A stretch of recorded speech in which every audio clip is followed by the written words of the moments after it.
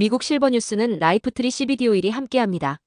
도널드 트럼프 대통령의 관세 부과 방침이 전격 유예됐습니다. 트럼프 대통령은 멕시코, 캐나다에 대한 관세 부과를 한 달 유예하기로 어제 전격 발표했습니다. 트럼프 대통령은 클라우디아 셰인바움 멕시코 대통령과 통화한 사실을 소개한 소셜미디어 글을 통해 멕시코가 미국 국경에 1만 명의 군 병력을 즉시 보내기로 했다면서 멕시코에 대한 25% 전면 관세를 한 달 유예한다고 밝혔습니다. 이어 트럼프 대통령과 저스틴 트리도 캐나다 총리는 같은 날 오후 통화 결과를 공개하면서 마찬가지로 미국의 캐나다 관세 부과에 1개월 유예를 각각 발표했습니다. 대신 캐나다는 미국과 캐나다 국경 강화에 13억 달러를 투입하고 인력 1만 명을 배치키로 하는 한편 합성 마약류인 펜타닐 문제를 전담하는 차르를 임명하고 마약 카르텔을 테러단체로 지정키로 했습니다. 멕시코에 이어 캐나다까지 전면적 관세 부과가 연기되면서 북미 3개국 간 파국적인 통상 갈등은 일단은 피할 수 있게 됐습니다. 미국이 중국에 대해 예고한 10% 추가 관세를 예정대로 오늘부터 부과하기로 하면서 미중 통상 전쟁이 시작됐습니다. 다만 중국이 보복 관세 부과는 결정했지만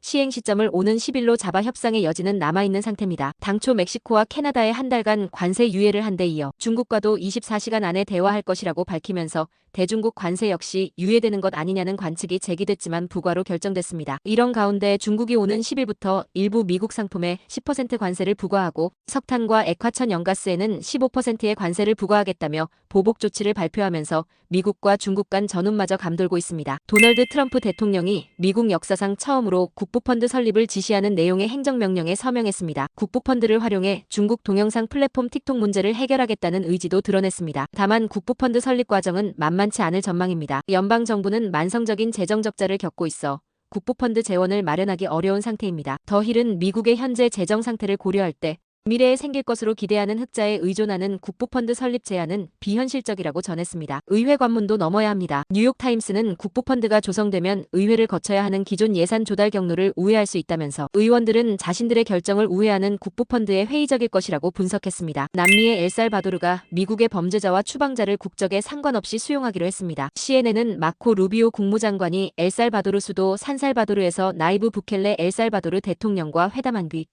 미국에 대한 특별한 우정의 일환으로 엘살바도르가 세계 어디에서도 전례가 없는 특별한 이주 협정에 동의했다고 밝혔습니다. 루비오 장관은 엘살바도르가 미국에서 추방된 자국민뿐 아니라 모든 국적의 범죄자를 받아들이기로 했다며 국제범죄조직 구성원도 엘살바도르 감옥에 수용할 예정이라고 설명했습니다. 특히 미국 시민권자나 영주권자 중 위험한 범죄자로 분류된 수감자 일부를 엘살바도르로 이송하는 방안도 이번 협정에 포함됐습니다. 한국 뉴스입니다. 헌법재판소에서 열린 윤석열 대통령 탄핵 심판 5차 변론이 7시간 가까이 진행됐습니다.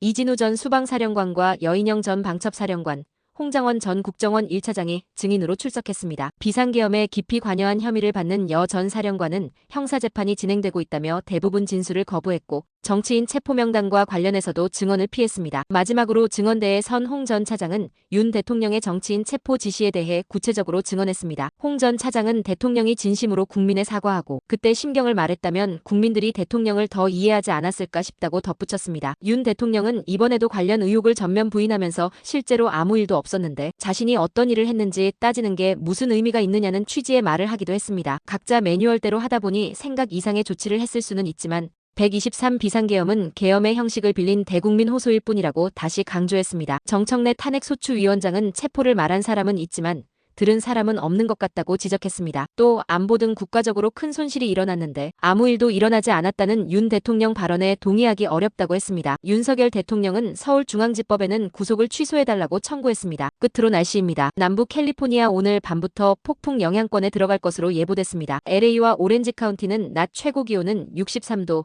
밤 최저 기온은 46도 예상됩니다. 벨리와 인랜드 엠파이어 지역 낮 최고 기온은 62도, 밤 최저 기온은 40도 전망됩니다. 해안가 지역은 낮 최고 기온 61도, 밤 최저 기온 51도 예상됩니다. 산간 지역 낮 최고 기온은 53도, 밤 최저 기온은 40도, 사막 지역은 낮 최고 기온은 65도, 밤 최저 기온은 42도 전망됩니다. 오늘의 뉴스 읽어드렸습니다.